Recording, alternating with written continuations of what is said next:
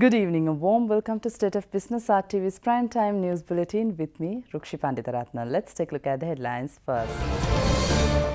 The 10th Inter-Country Working Group meeting for Sarkoson begins and GMOA to conduct nationwide strike tomorrow.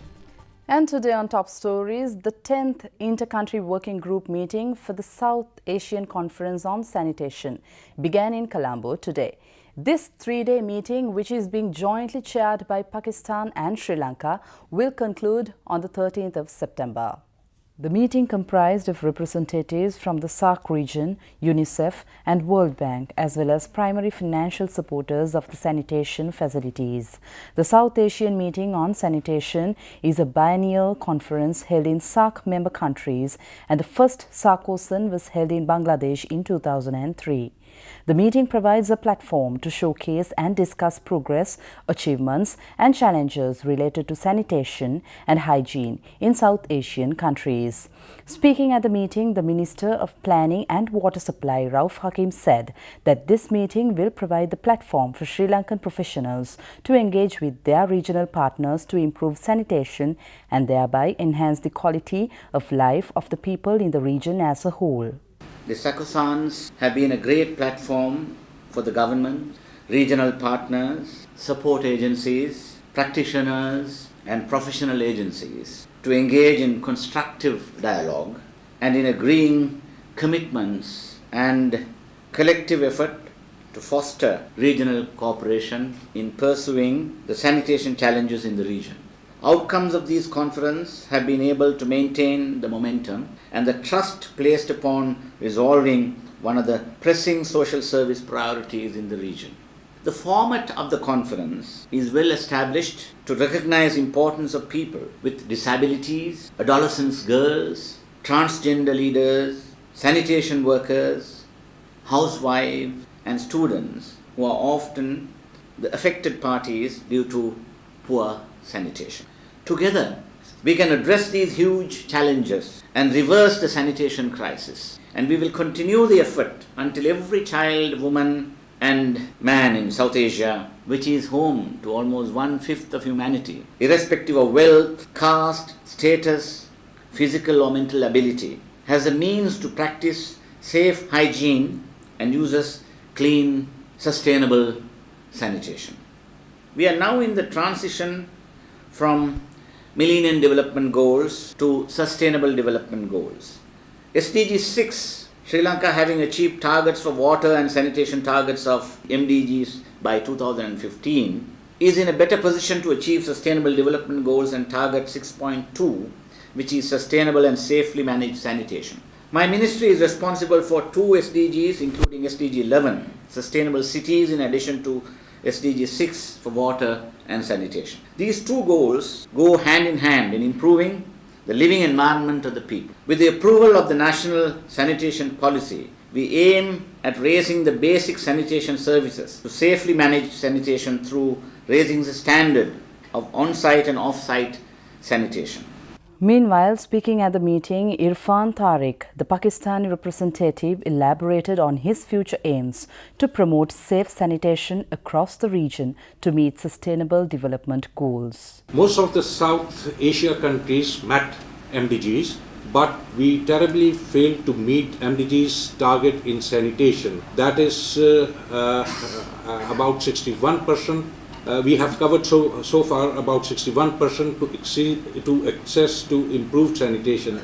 Our region kept lingering around 47%. Only 3 countries achieved sanitation target in this, which includes Bangladesh, Pakistan and Sri Lanka. MDGs are passed, but our work in Pakistan on MDGs has helped us in reaching slightly comfortable position. Although situation for WASH is still worrying, but our joint achievement of MDGs targets tells us a lesson. No one in year 2000 could imagine that Pakistan will aim for an uphill and steep climb for achieving access to improved sanitation from merely 25 64% in 1990 to 64% in 2015. But we did achieve it. The future of our region and sanitation is that inadequate drinking water, sanitation and hygiene wash remains a leading cause preventable diseases and death amongst children under 5 years of age globally. Exposed to repeated wash-related infections also contributes in stunting and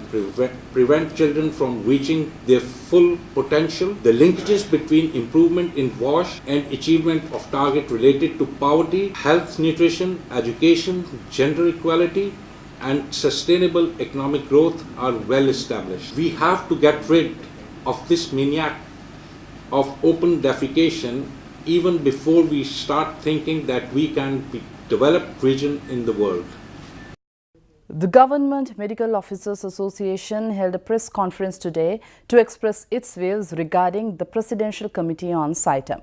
Speaking further, the Secretary of the GMOA, Dr. Haritha Aludge, stated that the GMOA is planning to stage a token strike tomorrow against the Presidential Committee on SITEM, which is chaired by Dr. Harsha De Silva.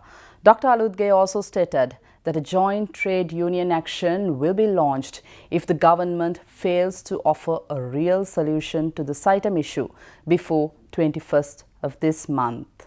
The committee, which is chaired by Dr. Harsha De Silva, what we gathered from the parties which met Honorable Deputy Minister in the previous days is that the committee is going to give a report to His Excellency the President today, and we have already warned the Deputy Minister and the committee that it should be a people-friendly solution, not a solution which is favoring SITEM or its owner, who is Dr. Neville Panandu.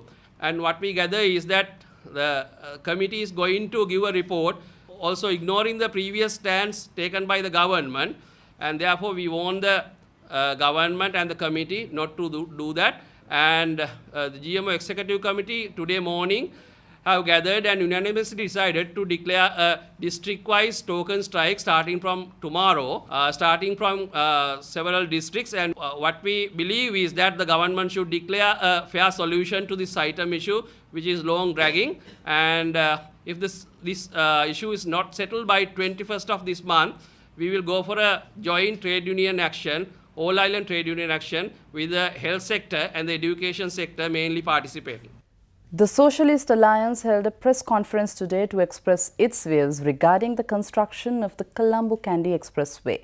Speaking during the press conference, former parliamentarian Tissa Vitharan stated that the government has issued contracts to 2 Japanese companies in order to conclude the project in 3 years to coincide with the upcoming general election. අධිවේග මාර්ගය නුවරට යන එක ගැන කොන්ත්‍රාත් දීමට ජපාන් සමාගම් දෙකක ප්‍රශ්නයක් තියෙනවා.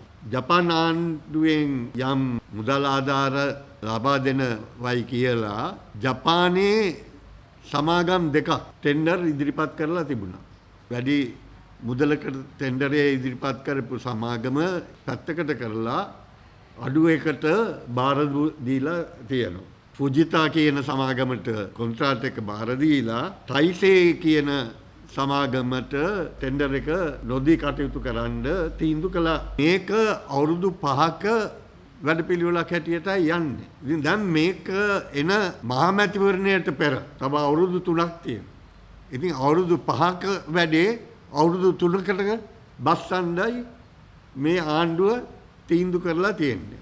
ඉතින් මොකද්ද කරලා තියෙන්නේ? සමාගම් දෙකම බෙදා ඒ වැඩේ කිරීමට දැන් කටයුතු කරගෙන යනවා. ජයිකා කියන ජපාන් ආධාර හා මුදල් ලබා දෙන ආයතනය සංවර්ධනය වෙනුවෙන් මුදල් දෙන්න ලෑස්ති වෙලා තිබුණා අර අවුරුදු 5 වැඩේට. නමුත් දැන් මේක අවුරුදු 3ෙන් කරන්න ඕන නිසා ජපානයේ මිත්සුබිෂි පුද්ගලික බැංකුවට ගිහිල්ලා වැඩි පොලියක් ගෙවන්න මේ ආණ්ඩුව කටයුතු කරලා තියෙනවා.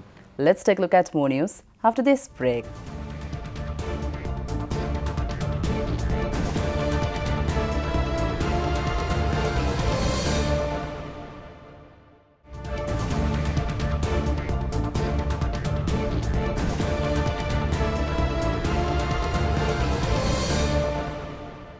Welcome back. The annual Singer Fashion Show and Award Ceremony 2017 were held at the Bishop's College Auditorium in Colombo recently. The occasion was graced by several management-level heads of Singer Sri Lanka.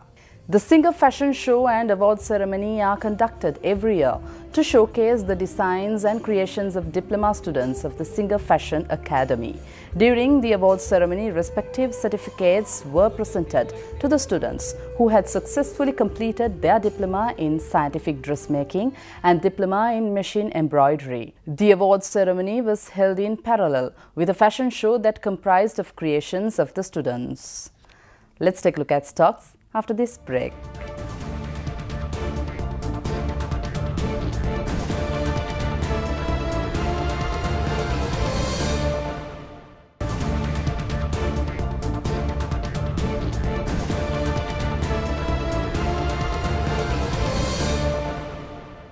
Welcome back.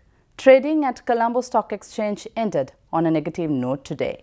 The all-share price index dropped 3.62 points to close at 6,372.24 and the S&P SL20 dropped 2.08 points to close at 3,672.5.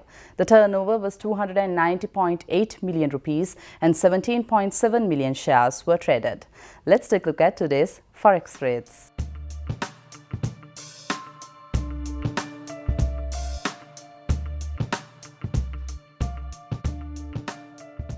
Thank you for watching State of Business. See you tomorrow at the same time. Till then, take care. Good night.